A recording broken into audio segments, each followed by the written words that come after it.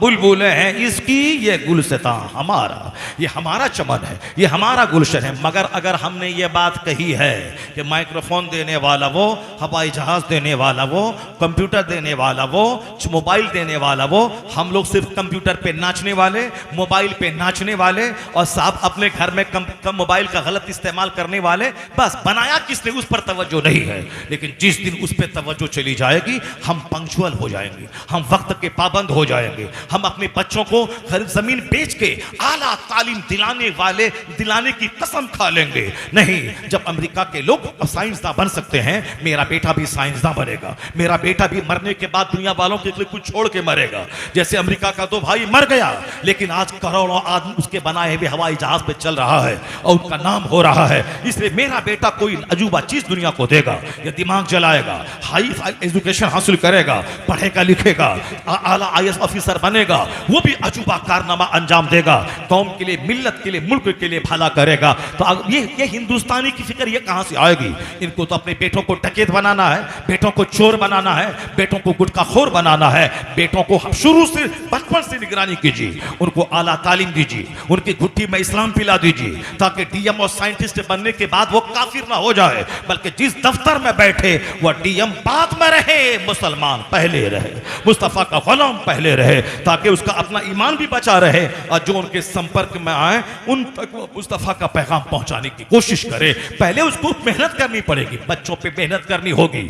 एक जिस तरह आम का पौधा लगाते हैं, उसको बकरी से बचाते हैं, उसको जानवरों से बचाते हैं, उसको दूसरे आदमी से बचाते हैं, उसमें वक्त वक्त पे पानी देते हैं, उसमें वक्त वक्त पे कंपोस्ट और यूरिया और साफ DAP डालते हैं, और फिर उसके बाद जब बड़ा हो जाए, जब खुद मैच्योर हो जाए, अब ना कोई बकरी नुकसान देगी, अब ना कोई पानी नुकसान देगा, अब ना कोई आदमी नुकसान देगा, तब हम उससे बेनियाज हो जाते हैं कि अब मेरा यह दरख्त मैच्योर हो गया है। उसी तरह जब तक बच्चा मैच्योर ना हो, उसी एक आम के पेड़ की तरह उस बच्चे की निगरानी कीजिए। वह बच्चा उठता कै बजे है, वह बच्चा सोता कै बजे है, वह बच्चा सुबह कहां जाता है, स्कूल कब जाता है, स्कूल का अटेंडेंस उसका कितना है।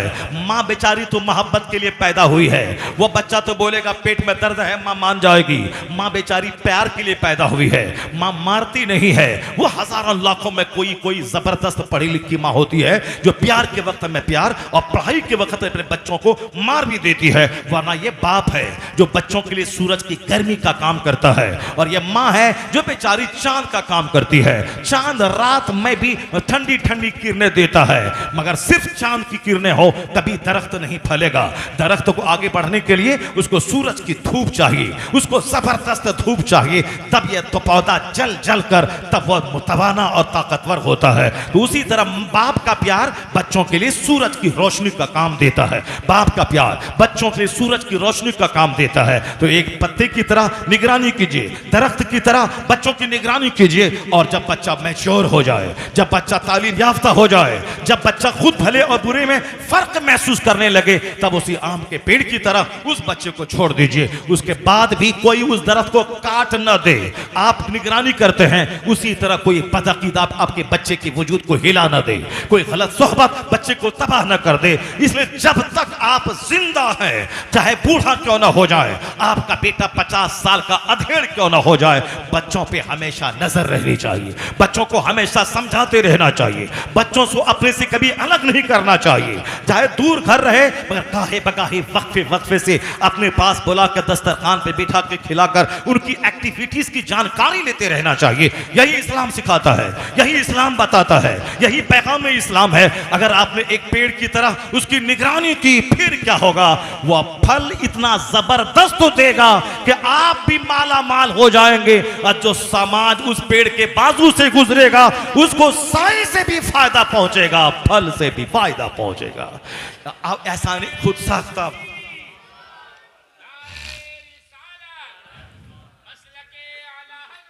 इस्लाम ये सिखाता है, ये बच्चा जो आपके सामने है, इसको आवारा छोड़े कल आपकी छाती पे बैठ के मारेगा।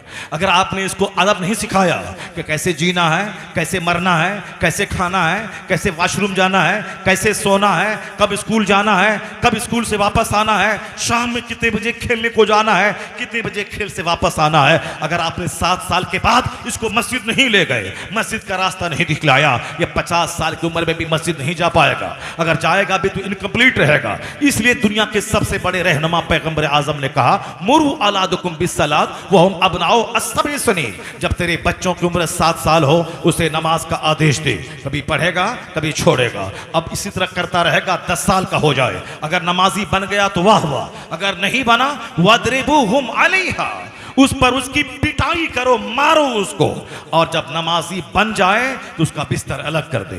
बच्चा जब जवान हो जाए उसको अपना दोस्त बना ले, दोस्त से मुस्कुरा के बातें कर, दोस्त से मशवरा कर। अक्रिमू औलादकुम, अपने औलाद की इज्जत करो, औलाद को न ताना दो, न औलाद को गाली दो, न औलाद को उदलित करो, न औलाद पर लानत मलामत करो।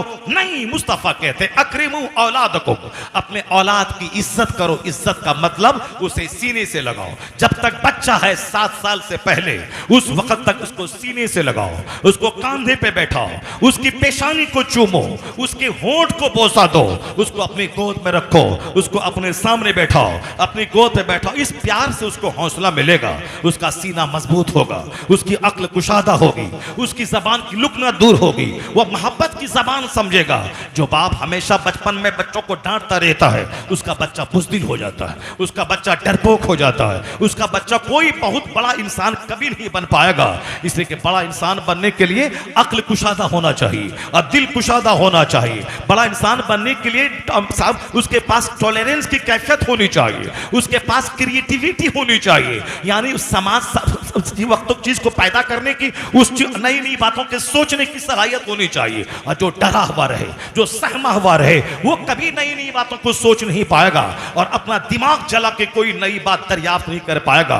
डिस्कवरिंग की कैपेसिटी खत्म हो जाएगी, अंडरस्टैंडिंग की कैपेसिटी खत्म हो जाएगी, कॉन्टेम्पलेशन की कैपेसिटी खत्म हो जाएगी, डिस्कवर की कैपेसिटी खत्म हो जाएगी, हाईली डीप थिंकिंग की कैपेसिटी खत्म हो जाएगी। इसलिए बच्चों को आजादी दीजिए, बच्चों से खूब प्यार कीजिए और खुद समझाइए। हाँ, 7 साल के बाद बच्चों को कहिए कि बेटे अब आपका वो वक्त आ गया है, आपको नमाज पढ़नी है।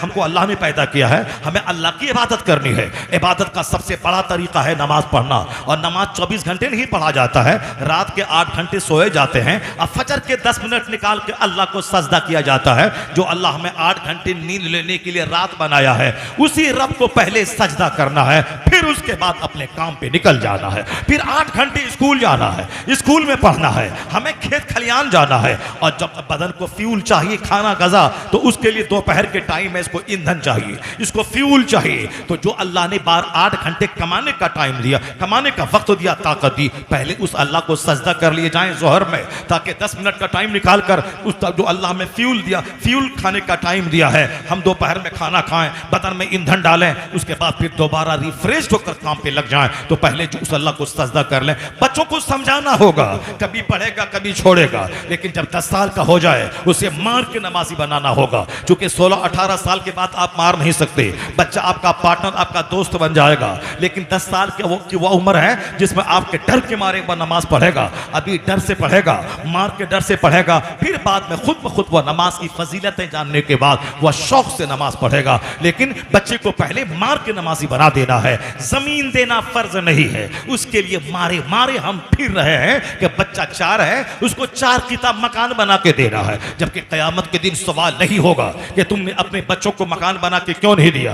क़यामत के दिन सवाल नहीं होगा तुमने अपने बच्चों को जमीन खरीद के क्यों नहीं दी। अल्लाह की कसम ये सवाल नहीं होगा, न कहीं कुरान में है न कहीं हदीस में है कि तुम बच्चों को मकान बना के दिया ही करो, जमीन खरीद को दो ही नहीं। अगर जमीन है मेरे पास, मेरे मरने के बाद बच्चों की जमीन होगी। अगर हमको अल्लाह ने मकान दिया है, मेरे मरने के बाद वो मकान बच्चों का होगा। हम वसीयत करें चाहे नहीं करें, मरने के बाद वह माल बच्चों का हो जाता है, बच्चों का होगा। मगर यह जरूरी नहीं है। अगर मैं किराए के घर में रहा, अपना घर कोई नहीं बनाया, तो हम पर कोई क़यामत के दिन पूछना होगी कि तुमने मकान बना के बच्चों को क्यों नहीं दिया। हाँ, अलबत्ता अगर हमने पैसे को शराब में लगाया, पैसे से हमने कोई खेल तमाशे में लगाया, पैसे से हमने ज़िनाकारी की, पैसे से हमने दुनिया का काम किया और बच्चों को हमने दूसरों का मोहताज और जलील रखा, तब सवाल होगा कि तुमने इस माल का गलत गलत इस्तेमाल तुमने क्यों किया? तुमने अपने बच्चों को कंगाल क्यों छोड़ा? तुमने इस पैसे से तुमने शराब क्यों पिया? तुमने इस पैसे से गलत काम तुमने क्यों किए? तुमने अपने बच्चों का हक क्यों मारा? तुमने इस अपने पैसे अपनी जमीन को स्कूल में क्यों दिया? तुमने खेल के मैदान में क्यों दिया? अपने बच्चों के लिए क्यों नहीं छोड़ा? स्कूल में दिया, बच्चों को नहीं दिया। तुमने प्लेग्राउंड के लिए दिया, बच्चों को नहीं दिया। यह सवाल होगा कि तुमने बच्चों को कंगाल क्यों छोड़ा और तुमने सारा माल खैरात क्यों किया? खैरात करने का भी एक लिमिट है। तुम्हारे पास अगर 100 एकड़ जमीन है तो उसमें 50% खैरात कर दो, बाकी 50% बच्चों के लिए रखो। उसमें भी 10% खैरात करो, 90% बच्चों के लिए रखो, ताकि तेरे मरने के बाद तेरे बच्चे दूसरों के सामने हाथ ना फैलाएं। ये जमींदारों के लिए है, लेकिन जिसने कमाया मगर उसके पास दौलत नहीं बची, मकान नहीं रहा, जमीन नहीं रही, तो उस पर कोई सवाल नहीं होगा कि तुमने अपने बच्चों को मकान दुकान क्यों नहीं दिया। अलबत्ता यह सवाल होगा तुमने बच्चों को नमाज क्यों नहीं पढ़ाया, तुमने बच्चों को दीन क्यों नहीं सिखाया, तुमने अपने बच्चों को नमाज पढ़ने का आदेश क्यों नहीं दिया। यह सवाल होगा। तो जो सवाल होगा उसका कोई जवाब नहीं है मेरे पास, लेकिन जो सवाल नहीं होगा उसके लिए मारे मारे फिर के मकान बना के देना है। सऊदी अरब में ऊंट चरा के 2-4-5 साल बकरी चरा के अपने वतन से बेवतन होके अपने बीवी बच्चों को ठग करके वहां रह के साहब 1 कट्ठा जमीन खरीद करके और अपने बच्चे को छोड़ के मर जाना है, अपनी आखिरत भी तबाह करना है और बच्चों को भी लड़ने झगड़ने और मारपीट ठाड़ करने के लिए। 5 बच्चे हैं, छोटी सी जमीन है, लड़ने झगड़ने के लिए छोटा सा माल छोड़ के चला जाना है। अपने बच्चों को दीन सिखाएं, अपने बच्चों को बताएं मुस्तफा ने क्या कहा है। और दीन न सिखाने की वजह से आज अमेरिका के बच्चे जब शराबी पापी अय्याश बने, माँ बाप को मारने लगे। अब वहां की गवर्नमेंट कहती है कि बच्चों को फिजिक्स के पहले उसको आप साहब मॉरल एजुकेशन दीजिए, अखलाकी तालीम दीजिए, अखलाकी तालीम को सिलेबस में दाखिल कर दीजिए। माँ बाप से कैसे सलूक करना है ये बताइए। हिंदुस्तान के जब बच्चे आवारा होने लगे, अब गवर्नमेंट को ख्याल आया है नैतिक शिक्षा दीजिए, अखलाकी तालीम, मॉरल एजुकेशन बच्चों को दीजिए। मैं कहता हूं एक कौम में मुस्लिम जहां आज तबाही का तमाशा देखने के बाद लोगों को बच्चों के अखलाक का ख्याल आया है, नैतिक शिक्षा का ख्याल आया है, वहीं मेरे पैगंबर आजम ने बच्चों के बारे में 1500 साल पहले सूरज की रोशनी से ज्यादा उज्जवल पैगाम दिया है। आका ने फरमाया मा नहला वालिदुन वलदहु मिन नुहलिन अफज़ला मिन अदबिन हसन। इस हदीस पाक को 1000 बार पढ़ो। अमेरिका के लोग आज कहते हैं बच्चों को नैतिक शिक्षा दीजिए, हिंदुस्तान के लोग आज कहते हैं बच्चों को बर्बादी से बचाने के लिए इसको मॉरल एजुकेशन दीजिए। चाइना जापान के बच्चे जब बर्बाद होने लगे तब वहां के दानिश्वरों को ख्याल आया कि बाप होने का फर्ज अदा करते हुए अपने बच्चों को नैतिक शिक्षा दीजिए, स्कूल का अच्छा टीचर होने के नाते बच्चों को मॉरल एजुकेशन दीजिए। देख 50 बार गौर से इसको पढ़, इस हदीस पाक को। जो रामगिरी मुस्तफा पे उंगली उठाता है बदतमीज, मेरे मुस्तफा इस आदर्श को पढ़, अमेरिका का दानिश्वर इस आदर्श को पढ़। और जो खबीस मरदूद मेरे पैगंबर को गाली देता है वह जान ले कि हमारा 1 लाख मौलवी में से कोई मौलवी न तुम्हारे सीता की लाइफ को खंगालता है। कौन भगा के ले गया, कौन श्रीलंका ले गया, हमको कभी नहीं बोलते, ना उससे कोई बहस है। हमको कोई मतलब नहीं कितने 300 रानी थी, 300 बीवियां थी किसकी, और किसको किस बीवी से क्या कौन बच्चा पैदा हुआ, हमें उससे कोई बहस नहीं है। हमें पर्सनल लाइफ को खंगालने का टाइम नहीं है। हम सिर्फ अखलाक की बातें करते हैं, हम सिर्फ वो बातें करते हैं जिन बातों को इस्लाम में बुरा कहा गया है। हम शराब के खिलाफ हैं, हम जिना के खिलाफ हैं, हम सूद के खिलाफ हैं, हम मूर्ति पूजन के खिलाफ हैं कि बंदा अपने हाथ से कुछ ढांचा बनाए और जब तक चाहे पूजे, फिर अपने हाथ से उसको पानी में धकेल दे। हम इसके खिलाफ हैं। ये आदमी वो खुदा मूर्ति अगर खुदा ही कहना है, वो मूर्ति खुदा हुई कि खुदा तुम हुए, तुमने उसको बनाया, तुमने उसको जब तक चाहा पूजा, और तुमने जब तक चाहा पूजा उसके बाद फिर जब चाहा पानी में धकेल दिया, तो वो खुदा हुआ कि तुम खुदा हुए, तुमने उसको पैदा किया कि वो तुझको पैदा किया है। कैसी अकल है। और हम इसके खिलाफ है। बाकी तुम्हारा धर्म का पानी कौन है, उसको कितनी शादी की, उसको कौन कहां ले गया, हम उससे डिबेट नहीं करते। लेकिन तुम्हारा पंडित जो जाहिल दी ग्रेट है वो हमारे पैगंबर की शादी को लेकर के वो आगे तरह तरह के बयानबाजी करता है। तुम्हें क्या मालूम, जब तुम मेरे पैगंबर के बचपन को नहीं जानते, मेरे पैगंबर की जवानी को नहीं जानते, मेरे पैगंबर के तालीमात को नहीं जानते, तो फिर तुमको क्या मालूम कि हुजूर दुनिया में किस काम के लिए आए थे, मेरे पैगंबर किस काम के लिए आए थे। कम से कम मेरी किताबें नहीं पढ़ना था। डॉक्टर माइकल हार्ट की किताब पढ़ लेते, डॉक्टर लामार्टिन की किताब पढ़ लेते, कम से कम गांधी की बात को पढ़ लिए होते, कम से कम हिंदुस्तान के रामकृष्ण राव की किताब पढ़ लिए होते, कम से कम यूरोप और अमेरिका के बहुत सारे दानिश्वरों ने इस्लाम के ऊपर तनकीद भी किया है और इस्लाम की बहुत सारी अच्छाइयों को बयान भी किया है, कम से कम उसको तो पढ़ लेते। डॉक्टर विलियम म्यूर ने लाइफ ऑफ मोहम्मद लिखा है, उसको पढ़ लिए होते। डॉक्टर जॉन डेवनपोर्ट ने लिखा है, उसको पढ़ लिए होते। डॉक्टर फिलिप हिट्टी ने हिस्ट्री ऑफ अरब लिखा है, उसको पढ़ लिए होते। बेशुमार किताबें हैं जो यूरोप के ओरिएंटलिस्ट मुस्तशरिकीन ने किताबें लिखी है इस्लाम के ऊपर में, हजारों किताबें हैं। उन किताबों को रामगिरी पढ़ लिया होता तो कभी हुजूर की शादी पे उंगली नहीं उठाता, कभी वह सरकार दो जहां की हयात तैयबा पे अंगुष्ठ नमाई नहीं करता। बदतमीज, मेरे पैगंबर का बचपन लाजवाब, मेरे पैगंबर की पैदाइश लाजवाब, मेरे पैगंबर की बचपन की हर हर अदाएं बेदाग थी। उस जमाने में जबकि सारे अरब में लोग शराब और ज़िना के आदी थे, मगर हुजूर उसी समाज में 25 साल के जवान हो गए, मगर जर्रा बराबर मक्का के लोगों ने आप में कोई ऐब नहीं देखा। ना हुजूर की आंख बहकी, ना आका अलैहिस्सलाम के हाथ बहके, ना कभी सरकार के पांव कभी किधर गलत महफिल की तरफ गए। ये वह लोग लिखते हैं जो लोग कलमा नहीं पढ़े, उन लोगों ने भी सरकार के बचपन की प्योरिटी, सरकार के बचपन की ब्राइटनेस, हुजूर की जीवन के उज्जवलपन को उन्होंने बयान किया है। एक सरकार की जिंदगी में 2 बार ऐसा आया कि अब बचपन में आमतौर पर लोग खेल तमाशे की तरफ माइल रहते हैं और बच्चों को खेल करना भी चाहिए, क्योंकि खेलने से बच्चों की पर्सनैलिटी बिल्डिंग होती है, उसको सेहत मिलती है। खेल खेलने से बच्चों की हड्डी मजबूत होती है, बच्चों को जमीन पे दौड़ना, जमीन पे गिरना, गिरते पड़ते रहना, ये उसकी बॉडी के लिए बेहतर है। इसे बच्चों को खेल से मना न किया जाए। लेकिन जो एक्स्ट्रा ऑर्डिनरी पर्सनैलिटी का मालिक है, यानी जो अल्लाह रब्बुल इज्जत की तरफ से सारी दुनिया को सब हिदायत देने के लिए आए हैं, उसको खेल तमाशे से कोई मतलब न था। सरकार आम बच्चों के साथ कभी न खेले, ना उनके साथ कभी आपने कोई बचपन का कोई खेल खेला। अलबत्ता 2 बार आका फरमाते हैं कि 2 बार मुझको ख्याल आया, क्योंकि हमारे साथ के जो बच्चे थे वो बच्चे कहते थे कि शहर में कहानी कहने वाले लोग आते हैं साल में कभी कभी, चलो मोहम्मद वहां उसकी कहानी जाके सुनते हैं। आका खुद फरमाते हैं कि अलबत्ता 2 बार मुझको ऐसा लगा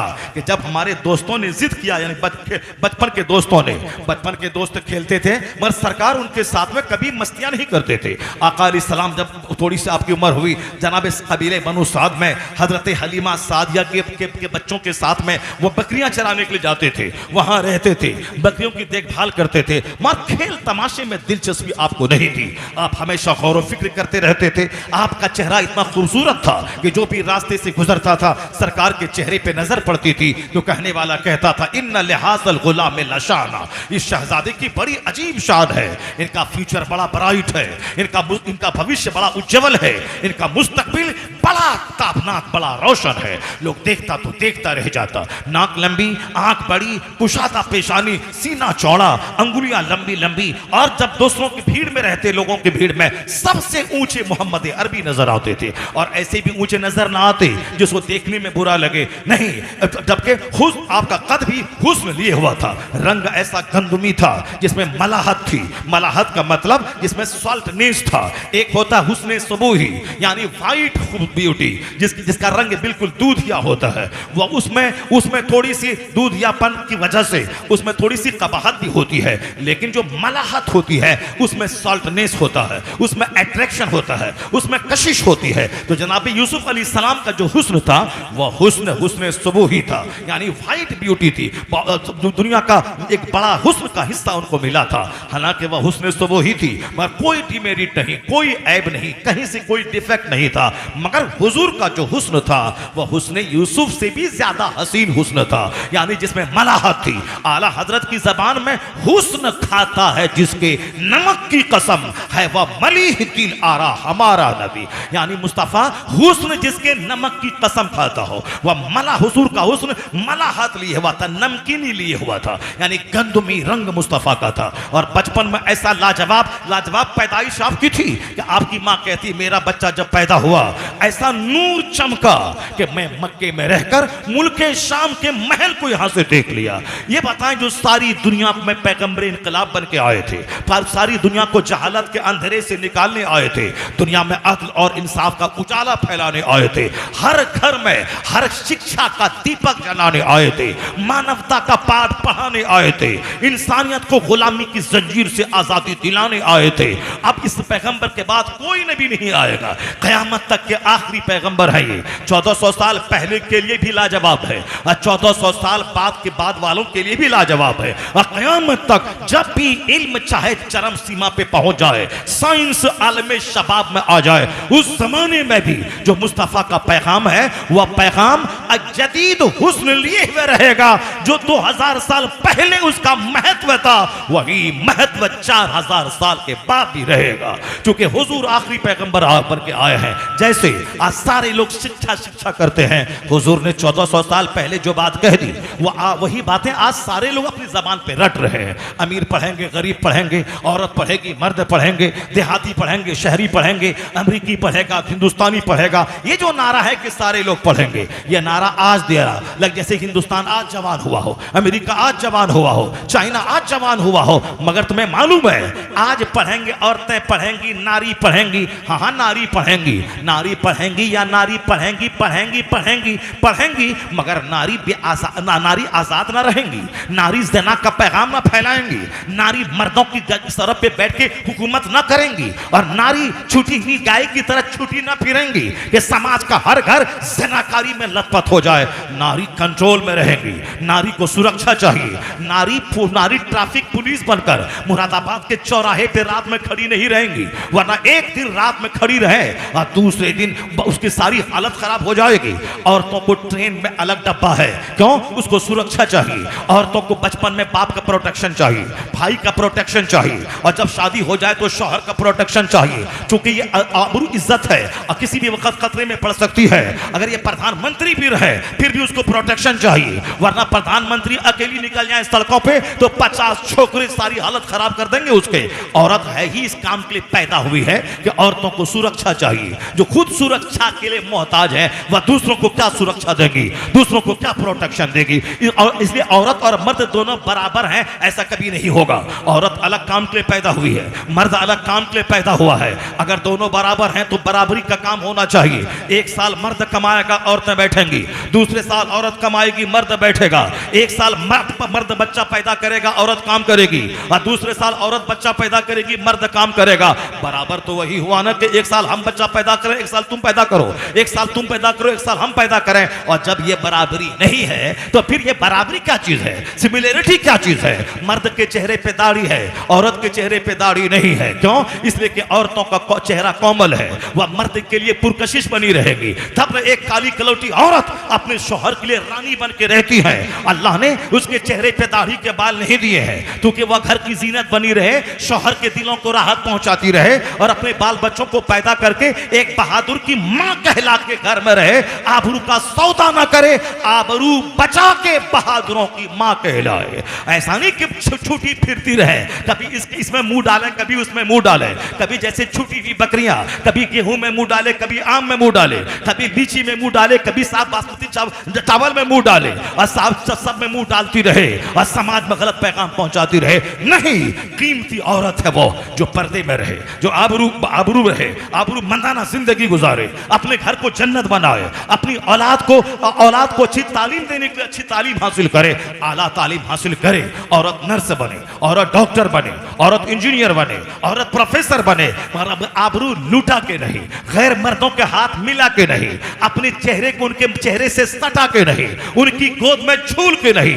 अपनी आबरू बचा के। जहां तक सवाल था बराबरी का, कलकत्ता के मेडिकल कॉलेज का प्रिंसिपल एक लेडी डॉक्टर के साथ जो रेप किया उसको ज़बह कर दिया। ये बताइए कि कोई जाहिल था, कोई हल जोतने वाला था, उसके साथ बलात्कार और कत्ल करने वाला, वो भी हाई क्वालिटी का प्रिंसिपल, यानी एक बड़े मेडिकल कॉलेज का प्रिंसिपल है। और जो जिसके साथ जो विक्टिम थी वह विक्टिम भी आम औरत नहीं थी, वह विक्टिम लेडी डॉक्टर थी, MBBS मुकम्मल हो चुका था, अब वह MD करने वाली थी। पता यह चला कि चाहे 1000 कोई प्रिंसिपल बन जाए, चाहे 1000 कोई लेडी डॉक्टर रहे, मगर पर्दा जरूरी है, पर्दा जरूरी जरूरी है। मर्द के औरत का जो अट्रैक्शन है तन्हाई न हो, पर्दा जरूरी है। जब पर्दा जरूरी है, अगर पर्दा होता और रात की ड्यूटी पे औरत वो न जाती और दिन में अपनी सहेलियों के बीच में ड्यूटी की रहती और रात में अकेली जाके सेमिनार हॉल में नहीं सोती, तो वहां कोई गुंडा दरिंदा व कथा व कुत्ता उसके साथ रेप नहीं करता।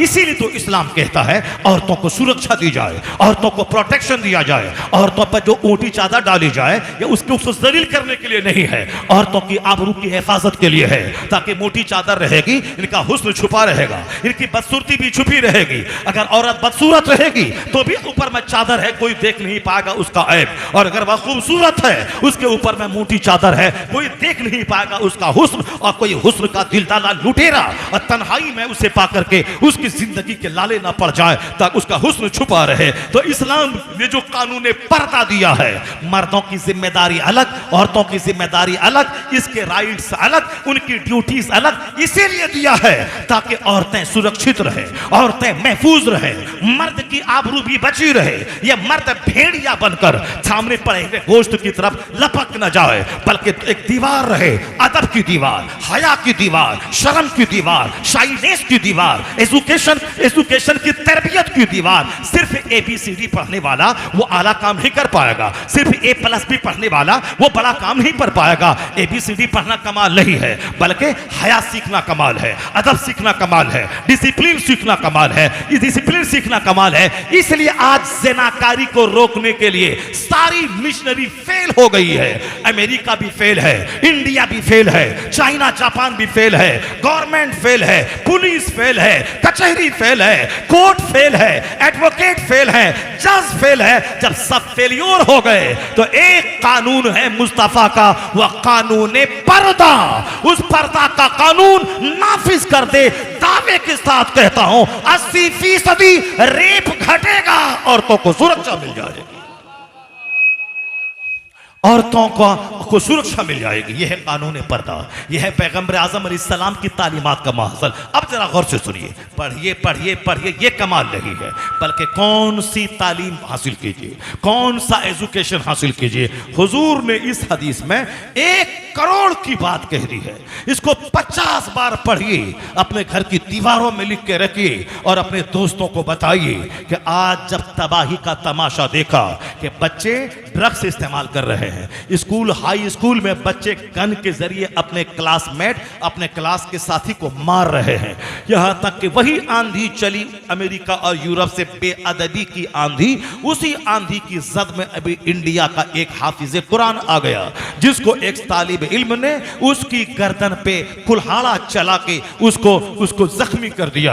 अब पता नहीं उसकी मौत हुई कि क्या हुई, कोई कसूर नहीं था, कसूर सिर्फ इतना था कि उसको डांटा था कि तुम सबक क्यों नहीं पीते हो, तो क्यों नहीं पढ़ते हो, तुम बीड़ी क्यों पीते हो, तुम बीड़ी क्यों पीते हो। उसी पे उस्ताद ने डांटा, 2 बार 3 बार डांटा, नहीं माना तो इंतजामिया से शिकायत की, इंतजामिया ने उनको समझाया। उसके बाद वो घर गया, वहां से दोपहर के वक्त में आया और अपने उस्ताद की गर्दन पे साहब वो हंसवा चला के उसके गले को रेत डाला। ये बेअदबी की आंधी अमेरिका से चली है, यूरोप से चली है। वहां के स्कूल में गन चलाना, वहां के स्कूल में साहब अपने बच्चों की छुराबाजी करना, ये मशहूर है। तो अब जब बच्चे बर्बाद होने लगे तो अब पहले कहते थे पढ़िए पढ़िए पढ़िए पढ़िए, सिर्फ पढ़िए पढ़िए, कमाइए खाइए, पढ़िए कमाइए खाइए। अब जब डॉक्टर को देखा पढ़ने के बाद गरीबों की जमीन बेचवा के नॉर्मल डिलीवरी को सीजरिंग करवा रहा है, अब लोग परेशान हो गए कि साहब ये पढ़ा लिखा डॉक्टर एक गरीब की जमीन बेचवा के नॉर्मल डिलीवरी को सीजरिंग करवा रहा है,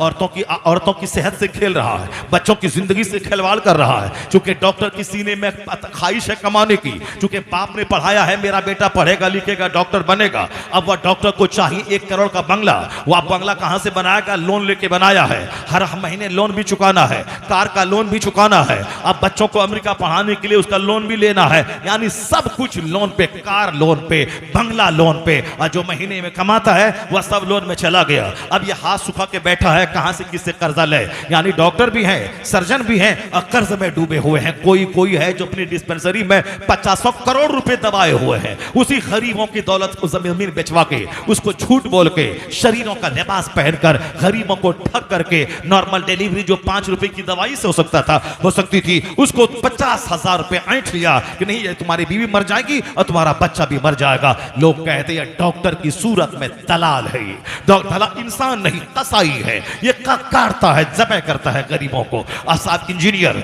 बन गए, रिश्वत लेकर पुल नहीं भी बना, कह दिया कहां पुल बन गया, सड़क नहीं बनी, लिख दिया हां सड़क बन गई, साहब माल दिया है कमजोर, लिख दिया हां साहब एसीसी और अल्ट्राटेक का सीमेंट इस्तेमाल हुआ है, यानी सीमेंट बिल्कुल चौपट क्वालिटी का इस्तेमाल हुआ है, मगर कॉन्ट्रैक्ट ठेकेदार से पैसा लिया, लिख दिया, अब एनओसी मिल गया, नो ऑब्जेक्शन सर्टिफिकेट उसको मिल गया। यानी ये साहब इंजीनियर की सूरत में दलाल, डॉक्टर की सूरत में दलाल। अच्छे लोगों की बात मैं नहीं करता, जो लोग दलाल हैं, जो लोग शरारत करते हैं, जो लोग 2-4 दलालों को रास्ते में ब्रोकर को छोड़े हुए हैं और क्लाइंट को पकड़ पकड़ के लाता है, एक दवाई लिखनी थी तो 10 दवाई लिख देना है, कोई दवाई तो काम आएगी। आज लोग कहने लगे डॉक्टर की सूरत में कसाई है ये साहब, ये इंजीनियर की सूरत में एक समाज विरोधी तत्व है, ये समाज का एक गंदा एलिमेंट है। पढ़िए लिखिए कमाइए खाइए, तब तो कमाने वाला डॉक्टर पैदा हो गया।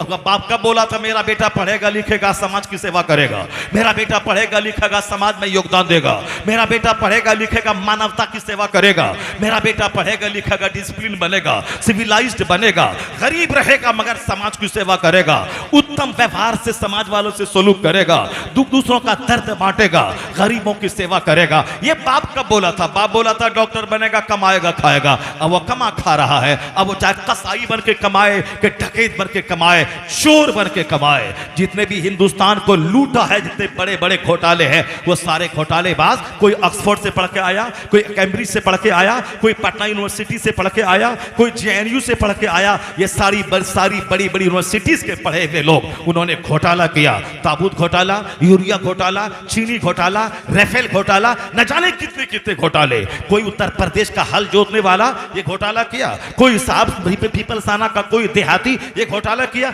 नहीं, ये सब पढ़े लिखे लोग हैं, ऑक्सफोर्ड से, कैम्ब्रिज से, जेएनयू से, एएमयू से, पीएमसीएच से, ये सारे लोग पढ़ लिख करके आए हैं। पढ़िए लिखिए घोटालाबाज बनिए, पढ़िए लिखिए चोर बनिए, पढ़िए लिखिए डकैत बनिए, पढ़िए लिखिए साहब कसाई बनिए, पढ़िए लिखिए हम मोरबी के पुल को गिरा के हजारों को समंदर नदी में डुबाइए, यही पढ़िए लिखिए। इस इल्म की वकालत इस्लाम ने नहीं किया है, इस्लाम ने इस इल्म की वकालत नहीं की है। आज मुसलमानों का बच्चा भी सिर्फ पढ़ने लिखने में मस्त है, न नमाज है, न रोजा है, न जुमा है, न ईदैन है, न तिलावत है, न इबादत है, बस डॉक्टर बनना है, इंजीनियर बनना है, और इंजीनियर बन के किसी अहमदाबाद की लड़की से प्यार करके वही घर बसा लेना है। और ये बूढ़ा माँ बाप 10 बीघा जमीन बेच के पढ़ाया, ये एक गिलास पानी के लिए तरस रहा है, कि क्या हुआ फायदा उस पढ़ाने और लिखाने से, वो उस पढ़ाई और लिखाई से क्या फायदा हुआ? अपनी बेटी को पढ़ने भेजा साहब भोपाल, अपनी बेटी को पढ़ने भेजा कोटा, वहां जाके किसी छुछंदर से प्यार हो गया और उसको लेके उसके साथ भाग गई, वो साहब मुसलमान थी, जन्नत जाने वाली थी, और किसी गैर मुस्लिम के साथ जाके अपनी जवानी लुटा दी, दुनिया भी आखिरत भी दोनों लुटा दी। अब दुनिया में तो 2-4-10 साल उसको पेड़ता है, उसके बाद ज़बह कर देता है। आज हजारों लड़कियां जिसको ज़बह कर दी गई, जिसको मार के नाली में घुसा दिया गया। नागपुर के मुसलमान की बेटी को जबलपुर का ढाबा वाला प्यार किया, शादी किया, उसको फिर से गला दबा के वहां के नहर में डाल दिया। बेशुमार लोगों की कहानी रोजाना आ रही है। ये उसके और पढ़ाइए लिखाइए, डॉक्टर बनाइए, इंजीनियर बनाइए, और अपनी बेटी को काफिरा बनने के लिए उसको उजाड़ छोड़ दीजिए। वह जहां चाहे जाए और जिससे चाहे प्यार करे, और दुनिया आखिरत दोनों तबाह हो जाए, नाक कटे आबरू लुटे। इसलिए मैंने कहा था ना, एक बाप की तरह जमीन मकान की परवाह नहीं, अपने बच्चे को एक दरख्त की तरह उसकी निगरानी कीजिए, उसको सींचिए, उस पर कड़ी नजर रखिए। तो इस्लाम ने कहा है पढ़िए। इस्लाम से ज्यादा कौन मजहब है जो पढ़ने की वकालत किया हो? कुरान करीम में 6666 कमोबेश आयतें हैं, उसमें 800 के करीब वो जगह है जहां रीडिंग और राइटिंग का चर्चा आया है। कुरान में 800 जगहों पे 6666 आयतों में लाखों करोड़ों दुनिया भर की सारी बातें मौजूद है, मगर उन तमाम बातों में सबसे ज्यादा कुरान ने जिस पर जोर दिया है वो रीडिंग और राइटिंग पे जोर दिया है, अंडरस्टैंडिंग, कंटेम्पलेशन, हाई थिंकिंग पे जोर दिया है। कोई चैप्टर ऐसा कुरान का नहीं है जिस चैप्टर में सोच की बातें, गौर व फिक्र की बातें, समझने की बातें न हो। हर चैप्टर में है। इन आयतों में अक्लमंदों की निशानियां हैं, इन आयतों में अहले अक्ल की निशानियां हैं। वमा यज़क्करु इल्ला उलुल अलबाब, अल्लाह कहते हैं नसीहत नहीं कबूल करता है मगर अक्ल वाला।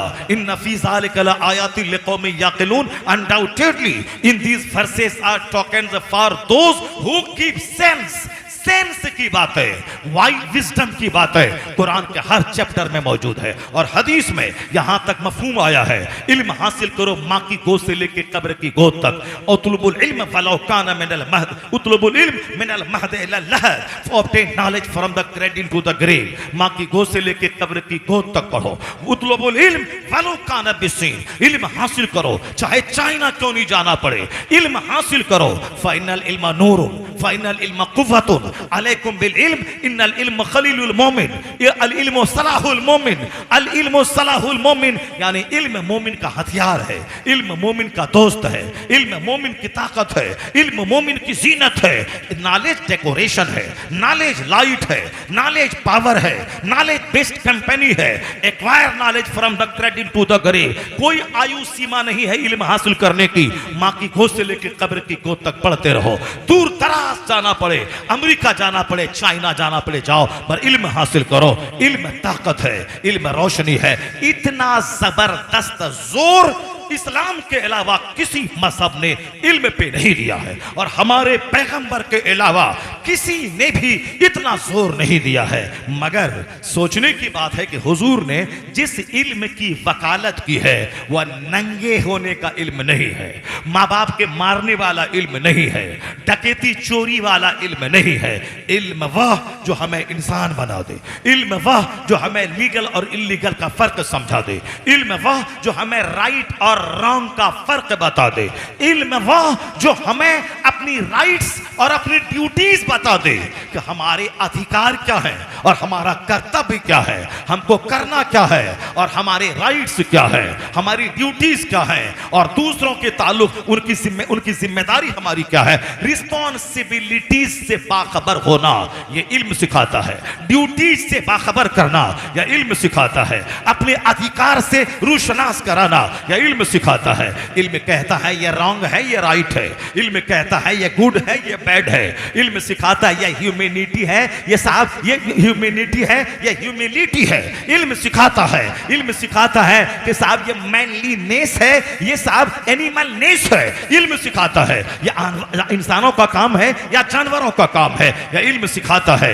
कि व्हाट डू व्हाट डोंट, हम क्या करें और क्या नहीं करें। इल्म सिखाता है क्या परमिटेड है और क्या साहब फॉरबिडन है, क्या करना है क्या नहीं करना है। आज जो आवारा की तरह जो मन में आए करे, इस्लाम वो इल्म नहीं सिखाता। जो हलाल हराम की तमीज खो दे, इस्लाम उस इल्म की वकालत नहीं करता। जो माँ बाप को मारने पर और दूसरी लड़की के पीछे पागल होने पे जोर दे, उस ख्वाहिशात के पुजारियों को इल्म, उस पुजारी वाले इल्म की वकालत इस्लाम नहीं करता। मुस्तफा ने एक दुआ की थी, अल्लाह ने सिखाया था कि मेरे महबूब दुआ करो, रब्बे जिदनी इल्मा, ए अल्लाह मेरे इल्म में इजाफा कर, इल्म को बढ़ा। मरते दम तक इल्म हासिल करना चाहिए और इल्म को हमेशा बढ़ाते रहना चाहिए। अगर कोई मौलवी 3 दिन किताब का मुताला ना करे, वह टाका का मौलवी तो होगा मगर अपने अखलाक का दुश्मन, किरदार का दुश्मन, आखिरत का दुश्मन और जन्नत का दुश्मन होगा वो। इसलिए कि जो 3 दिन किताबों का मुताला ना करे, उसका दिल मरने लगता है, उसका दिल बुझने लगता है, वो दुनियादारों की तरह सोचने लगता है। वो भी बोलता है कि बताशा के प्रसाद का दिलाओ, जन्नत पक्की है, नात पढ़ो जन्नत पक्की है, तकरीर करो 2 टका कमाओ जन्नत पक्की है, नमाज पढ़ने की जरूरत नहीं है। इसलिए मरते दम तक किताब पढ़ना है। जैसे मरी हुई जमीन पे आसमान का पानी वह जिंदा कर देता है, उसी तरह ये मरा हुआ दिल उसको किताब का मुताला जिंदा कर देता है। इसलिए हमेशा पढ़ते रहना है, हमेशा नेकों की सोहबत में रहना है, सुन्नत में रहना है। क्या जरूरी है, क्या जरूरी नहीं है। नमाज जरूरी है, नात जरूरी नहीं है। इसका ये मतलब ना हुआ कि नात पढ़ना हराम है, नहीं। नमाज जो जरूरी है, पहले नमाज पढ़े फिर नात पढ़े, पहले नमाज पढ़े फिर तकरीर करे, पहले नमाज पढ़े फिर जुलूस निकाले, पहले नमाज पढ़े फिर फातिहा दिलाए। सिर्फ फातिहा दिला अगर बोलता है जन्नत पक्की है, वो जहन्नम का रास्ता चुना है। और जो सिर्फ नमाज की वकालत करता है और फातिहा मिलाद को हराम कहता है, उसके लिए भी जहन्नम पक्का है। तो बीच का रास्ता है, ना इधर जाए ना उधर जाए, सीधी राह पर रहे कि मिलाद भी होगी, नमाज भी होगी, जुलूस भी निकलेगा, नमाज रोजा भी रखा जाएगा, फातिहा भी दिलाई जाएगी, जुलूस मोहम्मदी भी निकलेगा, नमाज रोजा भी किया जाएगा। यानी फर्ज भी अदा होगा, नफ्ल भी अदा होगा, और यह सीधा रास्ता जन्नतुल फिरदौस ले जाएगा। इसी का नाम मसलक अहले सुन्नत है, इसी का नाम मसलक आला हजरत है कि फर्ज भी अदा होगा और नफ्ल भी अदा होगा। यही रास्ता सीधा जन्नतुल फिरदौस ले जाएगा। सिर्फ नमाज को पकड़े फातिहा को हराम कहे, उसको अभी जहन्नम जाना पक्का है। और जो फातिहा मिलाद को पकड़ के रखा है और नमाज नहीं पढ़ता और कहता नमाज पढ़ना जरूरी नहीं है, फातिहा से ही काम चल जाएगा, उसके लिए भी जहन्नम पक्का है। और जो नमाज और नियाज दोनों को साथ लेके चले, उसके लिए जन्नत पक्की है। यही रास्ता सीधा मसलक एतदाल, मसलक आला हजरत है। बीच में एक बात आ गई, मैंने कह दिया। अलबत्ता इस बात को नोट कीजिए कि अल्लाह ने कहा महबूब से कि आप इल्म के इजाफे की दुआ करो। रब्बे ज़िदनी इल्मा, ये कुरान में आया है। अल्लाह ने महबूब को सिखाया है ताकि इल्म हमेशा बढ़ता रहे, इल्म के बढ़ने की दुआ की जाए। अब हुजूर ने क्या दुआ अल्लाह से की? अल्लाहुम्मा इन्नी अस्अलुका इल्मन नाफिआ। सिर्फ इल्म की दुआ नहीं की कि ए अल्लाह मुझको इल्म दे, मुझको इल्म दे, नहीं। दुनिया के सारे लोग यह फर्क महसूस करें, और मुसलमानों का वो लुच्चा लफंगा परिवार जो अपनी बेटी को नीम बरहना बना के काफिरों का शाना बशाना स्कूल में पढ़वा के अपनी बेटी का आबरू का दुश्मन और 2 टका कमाने के लिए अपनी बेटी को जहन्नम का रास्ता दिखलाता हो, उन आजाद ख्याल लोगों के लिए भी यह तकरीर का हिस्सा उसके लिए मार्गदर्शक का काम करेगा। हम जिस पैगंबर का नाम लेते हैं, उस पैगंबर का हवाला सब मेरा लुच्चा लफंगा नेता गोंडा सब देता है। इस्लाम ने कहा पढ़िए, इस्लाम ने कहा पढ़िए, औरत भी पढ़िए, मर्द भी पढ़िए। ये कहता है पढ़िए, ये तो कहता है, लेकिन ये नहीं बोलता कि कैसे पढ़िए और कौन सा इल्म पढ़िए। अब मुस्तफा ने किस इल्म की वकालत की है, किसको पढ़िए, वो नहीं बोलता है। मुस्तफा ने क्या कहा? अल्लाहुम्मा इन्नी अस्अलुका इल्मन नाफिआ।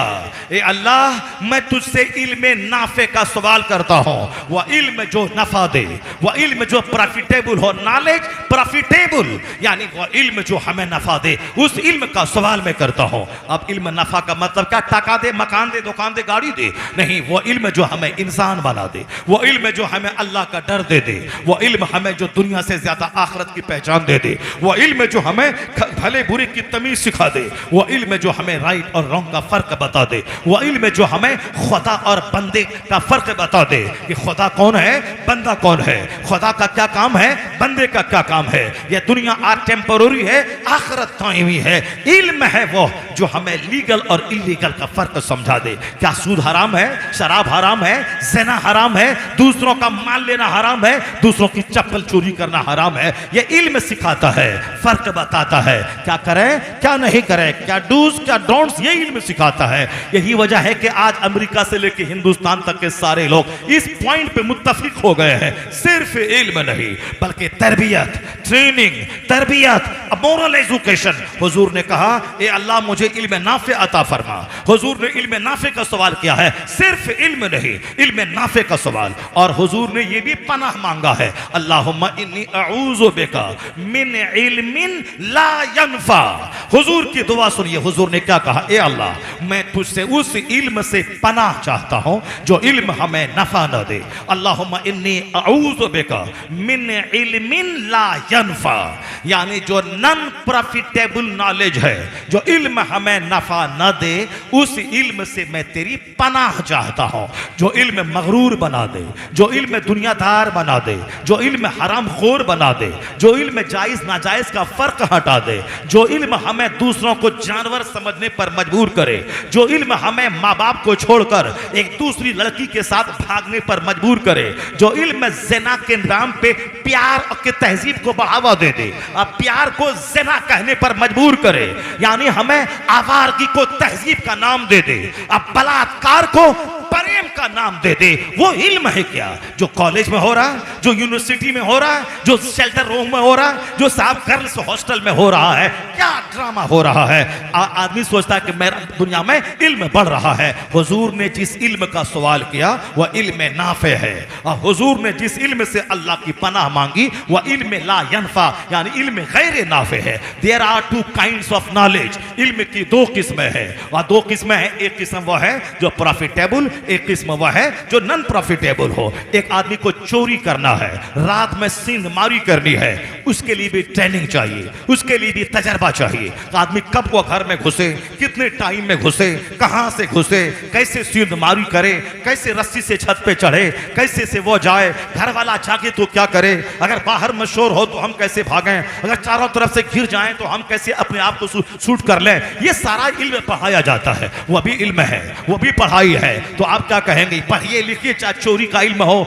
चाहे डकैती का इल्म हो, चाहे रेलवे का लोहा बेचने का इल्म हो, चाहे बैंक लूटने का इल्म हो, चाहे एटीएम चोरी करने का इल्म हो। नहीं नहीं, बल्कि इल्म वह जो आदमी को इंसान बना दे, इल्म वो है जो हमें उजाला अता करे, इल्म वो है जो अंधकार से बचाए। तो साफ लफ्जों में 1 करोड़ की एक बात, इल्म वो जो अखलाक और तहजीब सिखाए। तो अमेरिका से लेके इंडिया तक जब पढ़े लिखे लोगों का तमाशा, उनकी गुंडागिर्दी देखी, तो अब लोग कहते हैं कि इल्म हासिल कीजिए तरबियत वाला, तरबियत कीजिए, उसको अखलाक सिखाइए, मोरल सिखाए। जिस पॉइंट पे तबाही का तमाशा देकर आज दुनिया आई है, कुर्बान मुस्तफा जाने रहमत पे, वह तरीका मुस्तफा ने 1400 साल पहले बताया है। इसलिए मानना पड़ेगा, न कोई डॉक्टर बना, न इंजीनियर बना, न दानिश्वर बना, आला हजरत की जबान में सबसे आला व औला हमारा नबी, सबसे बाला व वाला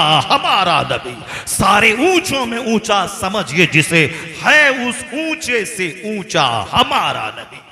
अपने पैगंबर आजम की सीरत का मुताला कीजिए। हमारे बच्चे लुच्चे लफंगे चमार की तरह घूम रहे हैं, दिन भर गुटखा खाना और रात भर मोबाइल चलाना, और अगर उसको कुछ समझाइए तो बाप का उस पर गुस्सा कर लेना। हमारा बेटा डकैत बनेगा, आप बोलने वाले कौन है? हमारा बेटा चोर ही बनेगा, आप बोलने वाले कौन है? ये तो और चोरी और सीना जोरी है समाज का। हम तुम्हारा बच्चा डकैत बने, चोर बने, हमको क्या मतलब है? लेकिन अगर हम कह रहे हैं कि तुम्हारे बच्चे बिगड़ रहे हैं, उसको तुम बचाओ। अब तुम्हारे पैगंबर जिसका तुम कलमा पढ़ते हो, उसने बच्चों की जो तरबियत का तरीका बताया है उसको अपनाओ, ताकि तेरे बच्चे तुम्हारी आंखों की ठंडक बन जाएं, तुम्हारे बुढ़ापे का सहारा बन जाएं, तुम्हारे बच्चे हाथ से ना निकले, तुम्हारे बच्चे समाज की नाक मिट्टी में ना मिला दें। तो हमने एक मुसलमान होने के नाते, शुभ चिंतक होने के नाते हमने बातें बताई हैं। अगर समाज का कोई बड़ा बूढ़ा अगर समझा रहा है, उसकी बात मानना चाहिए, अपने बच्चों पर कड़ी नजर रखनी चाहिए। हुजूर ने क्या कहा?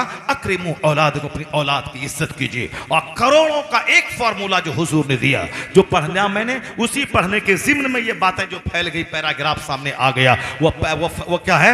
मा नहला वालिदुन वलदहु मिन नहलिन अफसला मिन अदबिन हसन। हुजूर कहते हैं, एक बाप अपनी औलाद को जितना भी गिफ्ट देता है, वह तमाम गिफ्ट में सबसे बड़ा गिफ्ट इल्म सिखा देना है, बच्चों को अच्छी तरबियत करना है। मिन अदबिन हसन, यानी अच्छा अदब सिखाने से बेहतर कोई तोहफा नहीं है। ना करोड़ के मकान का तोहफा, ना 50 लाख की गाड़ी का तोहफा, ना 2-4-10 एकड़ जमीन का तोहफा, ना मॉल का तोहफा, ना मार्केटिंग कम्प्लेक्स का तोहफा, ना गवर्नमेंट की नौकरी दिला देने का तोहफा। साफ लफ्जों में मुस्तफा ने कहा, मा नहला वालिदुन वलदहु मिन नहलिन अफसला मिन अदबिन हसन। एक बाप अपनी औलाद को जितना भी गिफ्ट देता है, कोई गिफ्ट अच्छा अदब सिखाने से बेहतर कोई गिफ्ट नहीं है।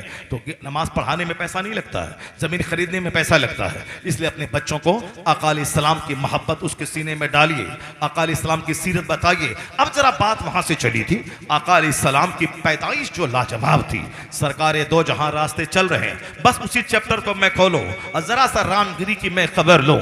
उस खबीस मरदूद ने मेरे बेदाग पैगंबर की जिंदगी में जो दाग निकालने की नापाक कोशिश की है, उस खबीस को यह काम नहीं करना चाहिए।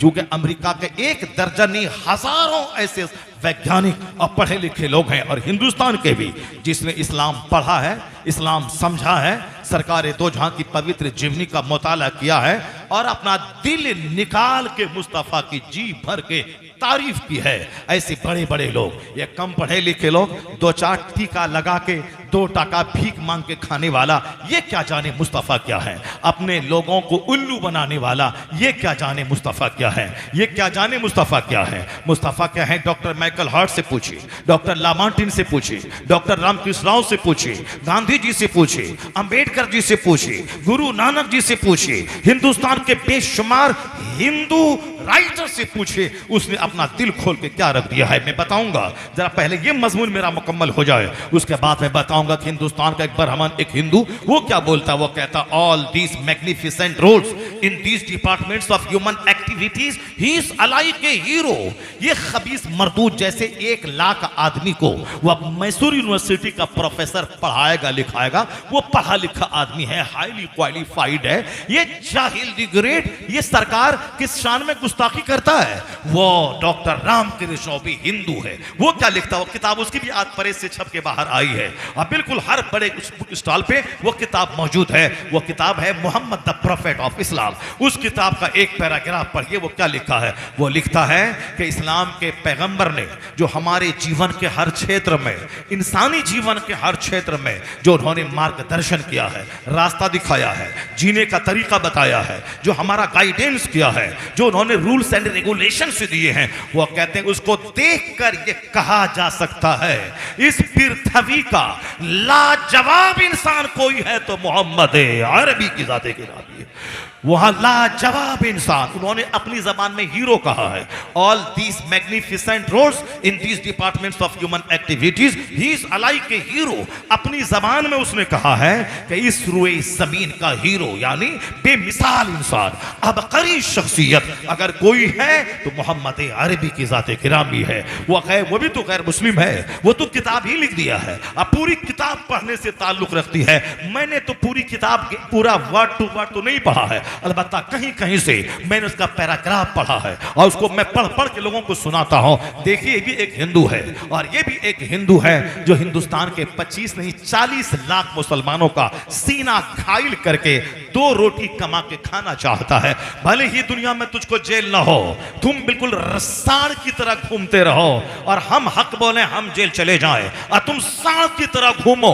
अलबत्ता हमारा मजहब जो सिखाता है वो यही सिखाता है कि यह दुनिया क्षण भर की है, इसके बाद जो आलमे आखिरत कायम होगा वहां पता चल जाएगा कि तुम्हारा कद क्या होगा, तुम्हारी हालत क्या होगी, और फिर बहुत देर या सवेर तुम भी उस अंजाम को पहुंचोगे। क्योंकि जब फिरौन न रहा, नमरूद न रहा, हामान न रहा, शद्दाद न रहा, अबू जहल न रहे, यजीद न रहा, कोई जब चंगेज खान नहीं रहा, तो आज का कोई नमरूद भी नहीं रहेगा, आज का फिरौन भी नहीं रहेगा, आज का हामान भी नहीं रहेगा, आज का यजीद भी नहीं रहेगा। मेरा खुदा वही है जो कल के नमरूद को मच्छर से तबाह बर्बाद किया, वो आज के नमरूद को भी मारेगा। खुदा का फैसला देर से आता है मगर जरूर आता है। किसी को 400 साल की छूट देता है, उसके बाद फैसला आता है। उसीलिए चाहे अमेरिका का जो बाइडन हो, चाहे इस्राइल का नेतन्याहू हो, अगर वह अपनी टेक्नोलॉजी की बुनियाद पर अगर वो किसी आदमी को जमीन के अंदर से खोज के निकालता है, उसे मार लेता है, तो ये मत समझना कि इस्लाम सही नहीं है, कुरान सही नहीं है, मुस्तफा सही नहीं है। खबीस मेरा कुरान कहता है अल्लाह के नजदीक 400 साल को मामूली सी मिकदार है। 400 साल की छूट के बाद अल्लाह जब पकड़ता है, पानी में तड़पा के फिरौन को डुबा के मार डालता है, तो मेरा खुदा वही है जो कल के फिरौन को भी नहीं छोड़ा, वो आज के फिरौन को भी नहीं छोड़ेगा। इसी मुरादाबाद की सरजमीन पर हमारा एक शेर फांसी के पंदे को चूमते हुए कहा था, ए मुसलमान मत घबराना, ना इनका तख्त रहेगा, ना इनका ताज रहेगा, ना इनकी सल्तनत रहेगी, ना इनकी हुकूमत रहेगी, कोई गुल बाकी रहेगा, न चमन रह जाएगा, पर रसूलुल्लाह का दीने हसन रह जाएगा। तुम्हारे ही शहर का शेर कहा था, कोई गुल बाकी रहेगा न चमन रह जाएगा, पर रसूलुल्लाह का दीने हसन रह जाएगा। न को नहीं रहेगी दुश्मनी, पर अजान रहेगी, नमाज रहेगी, मुस्तफ़ा का नाम रहेगा, मुस्तफ़ा का जिक्र रहेगा। अल्लाह ने अपने महबूब का जिक्र इतना बुलंद किया है कि आज 24 घंटे में एक लम्हा ऐसा नहीं है जिस लम्हे में मुस्तफ़ा का जिक्र ना होता हो। इसको समझने के लिए आपको अच्छी तरह साइकोलॉजी आती है, आपको अच्छी तरह से टेक्नोलॉजी आती है कि दुनिया के पूर्वी हिस्से में फजर का टाइम शुरू होता है 3 बजे, हिंदुस्तान पहुंचने में लगते हैं 3 घंटे। हिंदुस्तान में टाइम फजर का शुरू होता है, यहां से सऊदी अरब जाने में लगते हैं 2.5 घंटे। 2.5 घंटे वे और 3 घंटे ये, यानी 5.5 घंटे के बाद मक्का मदीना में फजर का टाइम पहुंचता है। कहां? दुनिया के पूर्वी हिस्से में 3 बजे फजर का टाइम शुरू हुआ, वहां अजान हुई। अजान में कहा गया, अशहदु अन्ना मुहम्मदर रसूलुल्लाह, मैं गवाही देता हूं कि मोहम्मद अल्लाह के रसूल है। वहां अजान होती रही, आगे टाइम बढ़ता रहा, यहां तक कि पूरे इंडोनेशिया के तमाम जजीरों में, तमाम आइलैंड में 1.5 घंटे तक अजान होती रही। उसके बाद वो आज फजर का टाइम हिंदुस्तान में प्रवेश किया। हिंदुस्तान के पूर्वी हिस्से बांग्लादेश के ढाका और हिंदुस्तान के पूर्वी हिस्से कलकत्ता में वहां का मौसिन पुकारता अल्लाह अकबर। कलकत्ता में टाइम शुरू हुआ, 70 मिनट के बाद बंबई में टाइम होगा फजर का। अब ये 70 मिनट तक कलकत्ता से लेके बंबई के बीच में अजान होती रही, अजान होती रही। यहाँ 5:10, वहां 5:12, वहां 5:13। इसी तरह से हर 1 मिनट के बाद अजान पूरे हिंदुस्तान में गूंजती रही। अब हिंदुस्तान में टाइम खत्म हुआ, अब ईरान का और पाकिस्तान का मौजिन अजान देना शुरू किया। वहां का टाइम खत्म हुआ, ईरान का मौजिन बोला। ईरान का टाइम खत्म हुआ, सऊदी अरब का मौजिन फजर पुकारने लगा। फिर उसके बाद सऊदी अरब का मौजिन खामोश रहा, अफ्रीका का मौजिन पुकारा। यहां तक के 8 से लेकर 9 घंटे लग गए। अजान फजर की आगे आगे जा रही है। फिर ज़ोहर का टाइम इंडोनेशिया में शुरू हो गया, आगे आगे फजर का टाइम जा रहा है और अजान जा रही है। पीछे पीछे ज़ोहर की अजान आ रही है। हर 3 घंटे के बाद फिर असर की अजान आ रही है। फिर 2 घंटे के बाद मगरिब की अजान जा रही है। फिर 2 घंटे के बाद इशा की अजान जा रही है। आगे आगे फजर की अजान चली। अशहदु अल्ला इलाहा इल्लल्लाह, अशहदु अन्ना मुहम्मदर रसूलुल्लाह, I give witness there is no god but Allah, Mohammad is the messenger of Allah. मुस्तफा की रसालत का नगमा सारी दुनिया में गूंजता रहा। उधर इशा की अजान हुई खत्म, इधर फिर पूरा में फजर की अजान शुरू हो जाती है। इस तरह 24 घंटे अल्लाह ने वो सिस्टम बनाया है कि एक लम्हा ना अल्लाह का सदाए तकबीर से दुनिया खाली होगी, ना सदाए रसालत से दुनिया खाली रहेगी।